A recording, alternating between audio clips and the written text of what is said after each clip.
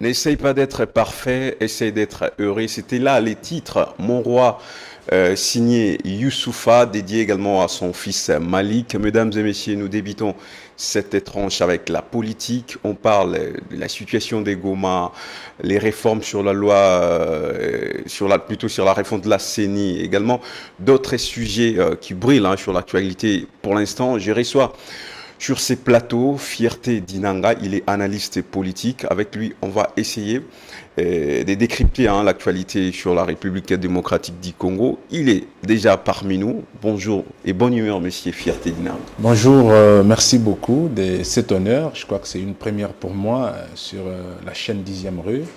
Je ne peux que vous remercier et je salue que je suis en train de répondre au devoir patriotique qui est de pouvoir décrypter l'actualité pour pouvoir informer le peuple congolais. Alors, on débute avec vous sur la situation actuelle des Goma. Il y a tellement de choses à dire là-dessus, mais on va juste avoir juste quelques minutes pour également décrypter d'autres actualités. Alors, pour l'instant, il y a la situation du côté séisme, il y a les séismes se sont calmés. De l'autre côté, il y a une caisse également des solidarités au soutien aux sinistrés des Goma. Alors pour vous, croyez-vous vraiment à cette solidarité nationale? Merci beaucoup. D'entrée des jeux, je commence par garder une mémoire une pensée plutôt pieuse sur la mémoire de la disparition de notre bibliothèque qui est partie. Je crois que c'était une personne qui a beaucoup contribué dans notre pays, Kitenge Yezu, qui est partie. Donc, nos condoléances les plus sincères et on est des cœurs avec sa famille. Alors, par rapport à cette situation de l'Est du Goma, donc je crois que c'est une partie de la République qui subit chaque temps les catastrophes naturelles. Nous ne devons qu'être solidaires avec cette partie de la République. Je souligne que cette caisse de solidarité qui est aujourd'hui mise en œuvre, c'est une caisse qui vient après l'impulsion du chef de l'État. Okay. Cette histoire s'est passée pendant que le président était à l'extérieur. Il a écourté son séjour, il est arrivé pour pouvoir s'impliquer à cette situation qui se passe à une partie de la République et que le président a souligné qu'après le réaménagement de l'aéroport, il va descendre avec la première dame pour pouvoir pointer du doigt ce qui se passe. Je crois que moi j'invite à la population congolaise de pouvoir aujourd'hui comprendre que ce qui arrive à l'autre peut d'une manière ou d'une autre vous arriver et il faut toujours être solidaire et soutenir ceux qui ont des vêtements, ceux qui ont des moyens, ceux qui peuvent trouver quelque chose et trouver les canaux les plus appropriés pour pouvoir faire parvenir ces biens à l'Est de la République. Alors, on voit chacun, en fait, les soutiens, c'est par-ci, par-là. Chaque structure a sa propre manière de soutenir Goma. Est-ce que vous ne voyez pas que c'est un désordre organisé? Non, c'est un désordre qui s'accepte parce que on ne peut pas, il n'y a pas moyen de canaliser cela parce que les gens constatent que la seule structure qui a le pouvoir de répondre à ce qui se passe à l'Est, c'est les institutions faisant partie du devoir régalien de pouvoir revenir en aide à une partie de la République qui va mal. Donc, l'institution président de la République qui gère toutes les institutions peut faire cela. Alors, s'il y a des individus qui se mettent en tête, qui peuvent compatir avec ce qui se passe là-bas, je crois que c'est de leur fierté, c'est de leur droit, de leur devoir de pouvoir le faire. Demander aujourd'hui la canalisation de tout ça, je crois que ça ne sera pas possible. Tout le monde qui peut amener quelque chose a le droit et le devoir de le faire. Et comment avez-vous trouvé l'attitude du Rwanda après les catastrophes de Goma? Je crois que c'est une nation qui a été toujours ennemie à la République. Ça, il faut le dire. Quand bien même que nous pouvons avoir des langages diplomatiques qui partent dans le sens de la réconciliation, dans le sens de vendre positivement la diplomatie congolaise, mais le Rwanda, nous ne pouvons pas aujourd'hui avoir une collaboration. Ce qu'ils peuvent faire, c'est la catastrophe est naturelle. qu'il y ait une collaboration bilatérale bien assise ou pas, le Rwanda avait toujours l'obligation de recevoir les ressortissants du Congo. Et donc, ce qui se passe... Et au cas où il refusait? Au cas où il refusait, il s'en prendrait à la communauté internationale, parce que c'est une histoire qui touche le monde. Ça n'a rien à voir avec notre diplomatie ou à voir avec les relations qui ne marchent pas entre le Congo et le Rwanda. Mais il faut souligner que le Rwanda, jusqu'à la preuve du contraire, quand bien que le président de la République est en train de jouer à sa diplomatie en tant que premier diplomate et garant du bon fonctionnement de la République, il ne peut pas s'engager dans des guerres qui fera ternir l'image de la République que nous essayons de relever. Mais pour le commun mortel, ils doivent retenir que le Rwanda est l'ennemi de la République démocratique du Congo depuis la nuit des temps et qu'aujourd'hui, nous devons tous appuyer les chefs de l'État dans sa diplomatie et dans sa lutte pour pouvoir éradiquer cette situation et créer la paix une fois pour toutes à l'est de la République. Alors pour clore ces sujets, votre dernier mot par rapport à la situation de Goma? En tout cas, par rapport à cette situation, je demande au soleil, je demande à l'être suprême, Dieu, qui puisse essayer de voir la situation de ce coin de la République. Ils ont tant souffert. Et je demande aussi à la population congolaise d'être réellement solidaire pour pouvoir apporter de l'aide à nos frères qui souffrent et qui sont en débandade aujourd'hui. Je crois que la population congolaise devrait obligatoirement être solidaire. Alors, il s'appelle Fierté Dinanga. Avec lui, on décrypte l'actualité brillante de la République démocratique du Congo. On va parler réforme de la CENI. L'Assemblée nationale a approuvé depuis le vendredi 28 mai dernier les rapports plutôt de la Commission politique, administrative et juridique, donc Commission PAG, relatifs à l'examen de la proposition de loi organique modifiant et complétant la loi organique numéro 10/013 du 28 juillet portant organisation et modification de la CENI. Alors, pour l'instant, ça s'est dit sur la toile, notamment, il y a des formations politiques qui crient que le pouvoir en place veut faire passer cette loi d'une manière cavalière, profitant de la situation actuelle des Goma, à l'occurrence la plateforme Lamuka. Pour vous, quelle lecture apprivoisée pourriez-vous faire par rapport à cela?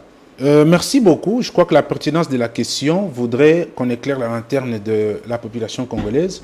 Les plateformes politiques ont un droit constitutionnel de pouvoir se prononcer devant quelle matière. C'est de leur droit, on les reconnaît.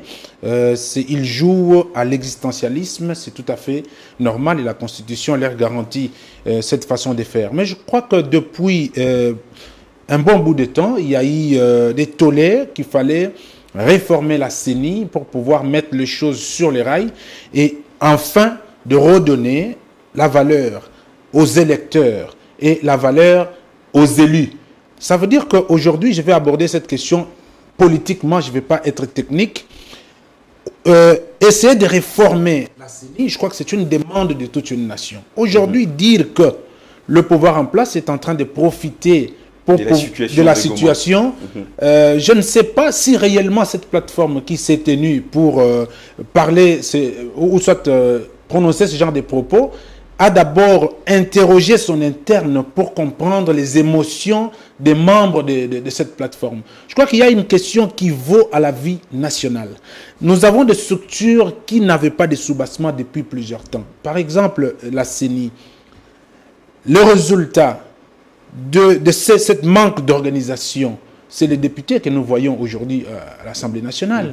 La plupart ont été nommés, nous le savons très bien. Et qu'aujourd'hui, il y a un vent qui amène à ces députés qui ont été nommés à pouvoir comprendre que nous devons agir sur le principe du bien-être universel, celle de servir les autres, et qu'on dit, bon, la CENI, ce n'est pas une structure passagère, c'est une structure qui doit rester éternellement, qui doit rester pour pouvoir coordonner la situation liée à l'élection, donc elle doit avoir un soubassement solide. Voilà le pourquoi de ces réformes.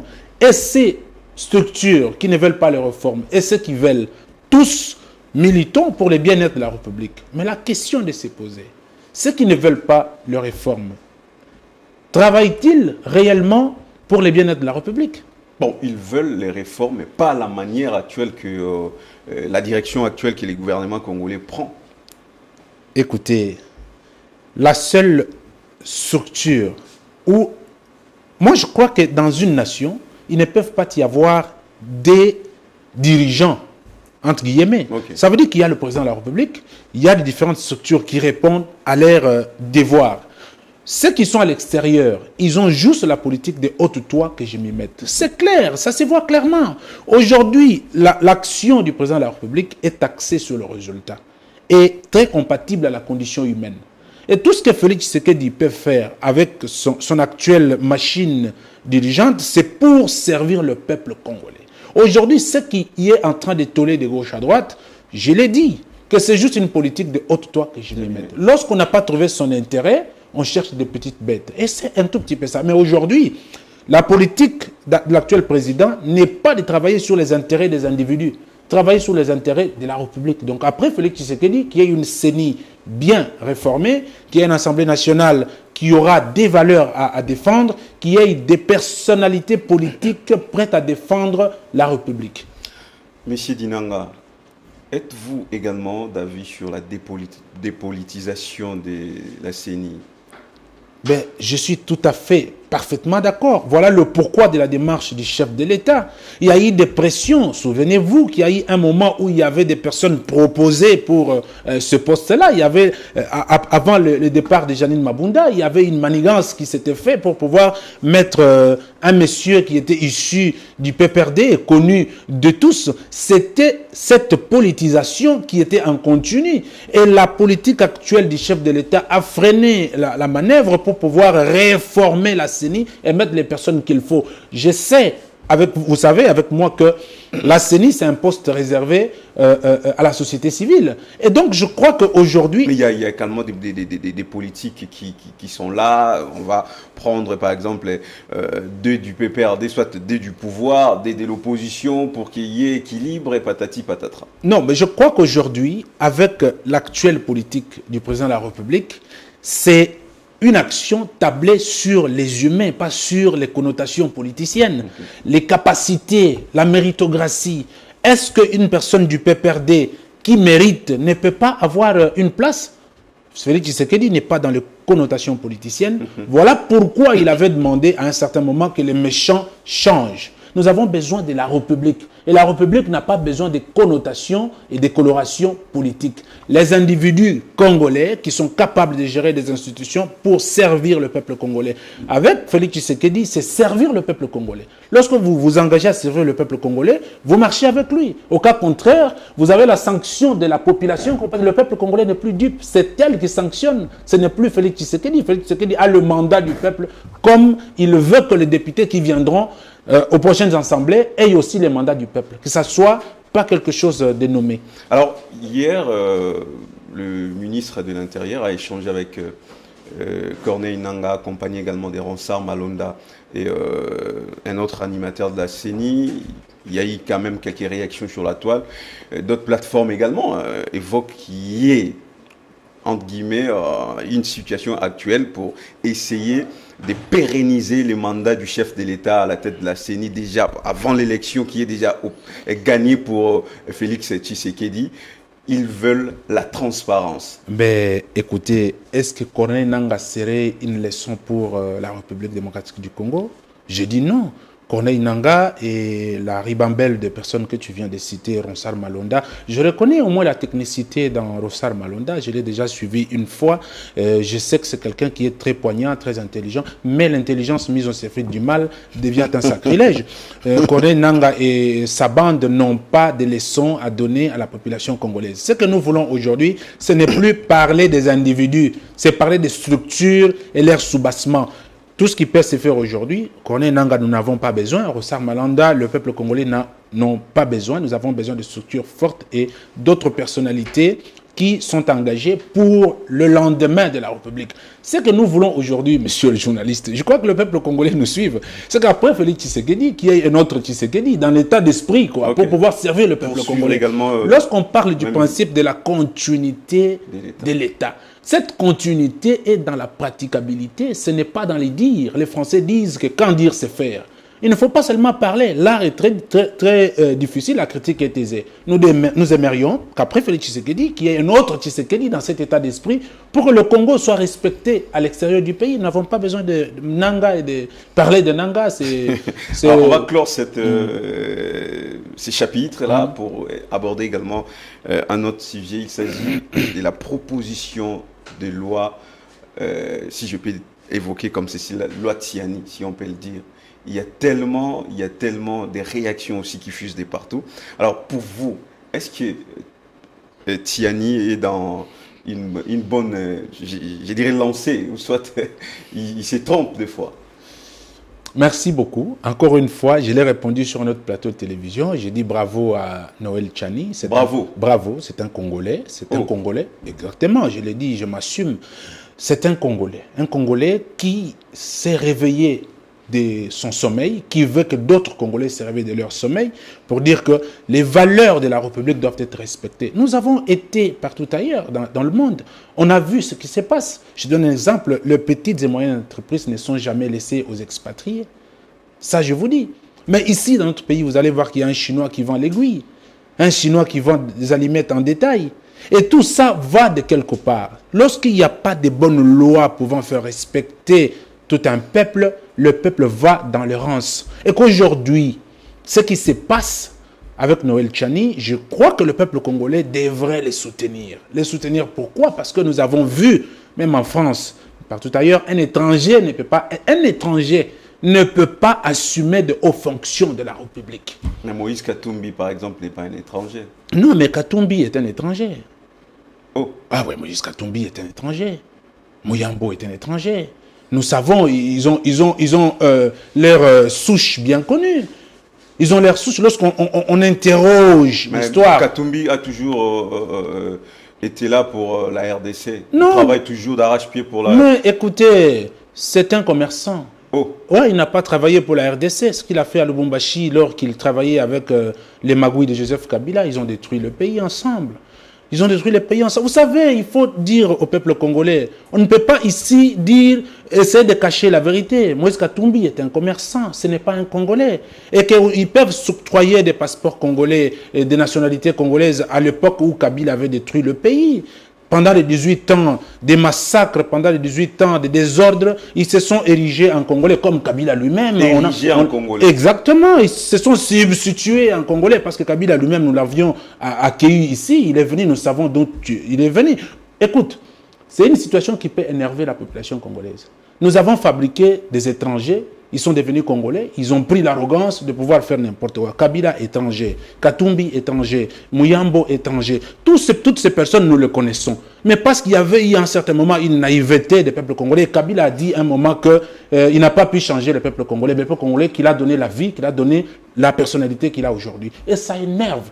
Moi, je salue Tchani, je vais le rencontrer, Tchani, pour pouvoir l'accompagner dans cette mission-là. Oh. Oui, et j'en appelle aux députés. J'ai dit la plupart des députés ont été nommés par Joseph Kabila pour pouvoir se pérenniser et gagner une parcelle du pouvoir. Et qu'aujourd'hui, nous sommes passés à une autre réalité de la République.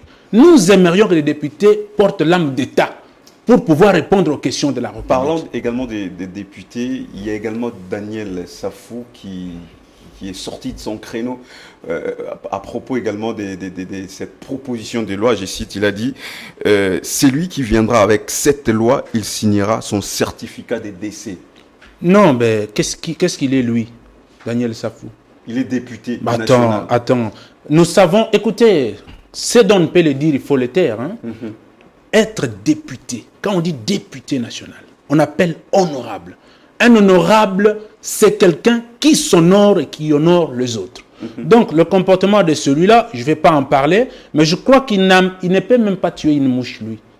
Oh. Ah ouais, il ne peut même pas tuer une mouche. Ce que nous voulons ici, ce n'est pas parler des individus, parler des institutions. Il y a des députés qui sont là, qui ne savent même pas pourquoi ils sont là. Ils ne savent même pas pourquoi ils sont députés. Jadis, vous avez entendu dire qu'on nous donne nos 50 000, qu'on nous donne, nous allons tuer, nous allons... Attends, vous êtes là en tant que légiférateur ou vous êtes là pour réclamer des sommes d'argent et menacer la République? Voilà pourquoi, le pourquoi de la réforme de la CENI, pour que très prochainement, qu'il y ait des personnes qui ont la délégation du peuple congolais, afin de pouvoir réfléchir aux questions d'État. Messieurs les journalistes, lorsqu'on dit au Parlement que nous sommes autour des discussions, Mais lorsque moi j'y réfléchis, il n'y a jamais eu de discussion tablant sur les vraies questions de la République.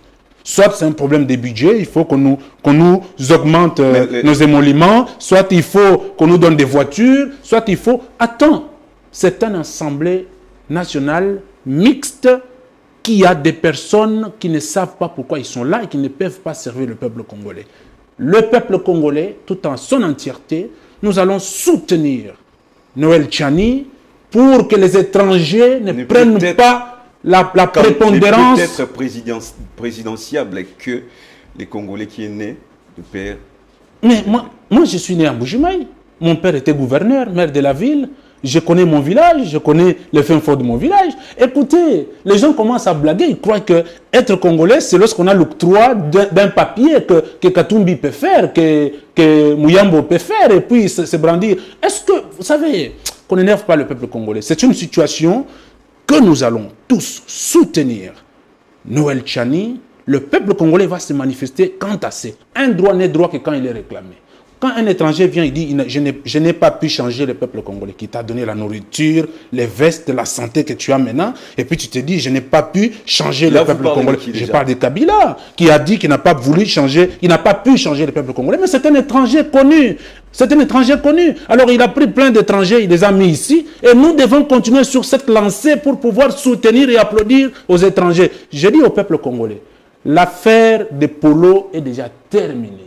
Maintenant, c'est la prise de conscience des principes du bien-être universel. Vivre pour les autres. Tous, nous devons vivre pour le Congo. Pas de place à l'étranger. Un étranger, il peut vendre en gros, pas en détail. Et j'en appelle aussi à la conscience des mamans vendeuses des Andes. Lorsqu'un Chinois vend en détail, il faut mieux le regarder. Et j'en appelle à la structure des régulatrices de cette matière pour pouvoir le voir très très bien. Afin qu'un étranger ne puisse pas prendre la prépondérance. Sinon, on verra Abedachou demain dire qu'il est congolais et puis devenir gouverneur. On verra Abedachou faire ça. Donc, parce qu'aujourd'hui, dans toutes les chaînes, on chante Abedachou. Et demain, Abedachou sera congolais. Et nous allons accepter ce genre de bêtises. Non. Si, jadis, on a donné la chance à Moïse Katumbi, la chance à Kabila, la chance à Mouyambo, la chance à toutes ces personnes, ils doivent comprendre que la chance n'est pas deux fois. Vous, Mouyambo aussi n'est pas congolais? Non, ce sont des étrangers. Il y a des Portugais, il y a de tout ça. C'est connu, monsieur le journaliste. Il y a des choses, vous savez, lorsqu'on a peur du mal, on ressent le mal de la peur. Kabila a fait vivre le pays dans la terreur où on dit... Tiens le sac, je vais frapper ton père. Tu tiens le sac, on frappe ton père. Et puis tu remets le sac, tu dis merci. C'est ce que Kabila nous a fait dans ce pays. Et aujourd'hui, Dieu merci, il y a un président qui est arrivé avec un cœur sensible à la condition humaine. Et qu'aujourd'hui, le droit du peuple congolais est en train de remonter au créneau. Et nous disons que le Congolais doit se prendre en charge. La Constitution nous donne ce devoir de se prendre en charge et de s'opposer. S'opposer, ça c'est mieux, j'aime cette partie de la Constitution. On doit s'opposer à une menace externe ou interne qui va dans le sens de ternir le bien de la République. Alors, il y a tellement de la matière, on va revenir encore avec vous pour élaborer dans des émissions élaborées. Alors, je vais aller trop vite avec vous, donc je cite cette question sur la nationalité pour être présidentiable. Je rappelle, refait encore face à 2 ans et demi de la fin du mandat du président de la République démocratique du Congo, Félix Antoine Tshisekedi. Là, nous sommes là avec fierté d'Inanga. Alors, pour vous, et que cela s'arrête seulement au niveau des candidats présidents, ou soit il faut que la même procédure puisse également être dans d'autres fonctions d'État? Non, mais j'ai dit les hauts fonctions de l'État. Je m'assume, j'ai dit les hauts fonctions de l'État. Ça veut dire que nous ne pouvons pas voir un gouverneur étranger. On ne peut pas voir un maire de la ville étranger. On ne peut pas voir un bourgmestre étranger. Donc ça doit commencer par là jusqu'au plus haut. Pour que le Congolais soit respecté, il faut ça, messieurs les journalistes. Et en même temps, moi j'en appelle toujours à la population congolaise. Je dis nous devons soutenir Noël Tchani. Mais il y aura également des Congolais qui iront également à l'encontre. Non, le Congolais sous-traité. Oh, ah oui, il y a des Congolais sous-traités. Un Congolais sous-traité veut dire quoi par là? Un Congolais sous-traité, c'est des Congolais qui ne savent pas qu'ils sont Congolais, ils ont de la valeur. C'est lui, ceux qui partent pour les biens matériels. On leur donne quelques billets de banque, ils mettent en poche, ils passent à la télé pour dire nous soutenons un étranger, comme ici, Kabila Tutondiote, Kabila Forever, Kabila soutient. Or que, consciencieusement, vous savez que Kabila est un étranger, mais vous le soutenez au moins de cette manière-là. Pendant qu'il est en train de patrouiller sur l'avenir du Congo, vous le soutenez. Aujourd'hui, lorsque vous avez vu cette situation... Mais pour les ans, Kabila a fait quand même quelque chose de... Non, Kabila n'a rien fait. Kabila n'a rien fait. Les 18 ans de destruction, les 18 ans de malheur, les 18 ans de torture, de tueries, des assassinats. Si on peut couronner Kabila aujourd'hui, on le couronnerait en meurtrier. Donc c'est quelqu'un qui ne peut pas aujourd'hui... Vous savez, quand les gens disent que l'alternance, tout ça, c'est dû à Joseph Kabila, je dis, écoutez... Le père de la... Écoutez, quel père? Le père de quoi? La population congolaise s'est levée. On appelle ça le coup de la sélection naturelle. La sélection naturelle avait voulu qu'il y ait un Félix Tshisekedi à un certain moment. Qu'il y ait un changement. Écoutez, la population s'est décidée. Et puis Kabila, on dit que Kabila a fait quoi? Kabila n'a rien fait pour ce pays. Il a détruit l'éducation. Le Koulouna, c'est le fruit de Kabila. Le Koulouna, c'est le fruit de Kabila. Kabila a distribué des machettes avec le PPRD dans ce pays. Vous êtes journaliste d'investigation. Vous pouvez mieux connaître ce que je dis plus que moi. Donc, c'est un nom qu'on ne peut plus citer dans nos chaînes de télévision. C'est un nom qui ne peut même plus avoir une méritocratie. Donc, ça veut dire que nous sommes sur l'autoroute du changement, sur l'autoroute du développement, et que le Congolais, dans son entièreté, doivent soutenir le développement pour que plus loin, le Congo ait un soubassement vital qui peut nous permettre de pouvoir mieux fonctionner et mieux vivre. Encore une fois, Noël Tchani, pour finir avec vous, Noël Tchani est un compatriote qui veut faire respecter la Constitution de la République, qui veut faire respecter les lois de la République, il est né des pères congolais, mères congolaises. Oui, des pères congolais et des mères congolaises. Il veut que les députés de la République puissent se connaître, qu'ils puissent comprendre que ce sont des légiférateurs, qu'ils puissent comprendre que ce sont des légiférateurs, qu'ils puissent comprendre qu'ils ont le devoir de servir le peuple congolais en légiférant les lois, en bloquant les lois qui ne fait pas avancer la République et en votant les lois qui avancent la République. J'aimerais que les députés fassent plutôt des débats sur l'état de l'éducation. Depuis 1885 jusqu'à ce jour, nous sommes en décroissant ou nous sommes en train de monter. Ce sont des débats qui puissent dire, bon, les paniers de la ménagère, depuis 18 ans de Kabila de destruction et en ce jour, où est-ce que nous en sommes? Ce sont des vrais débats qu'on peut discuter au sein des hémicycles. Merci, Fierté de Nanga.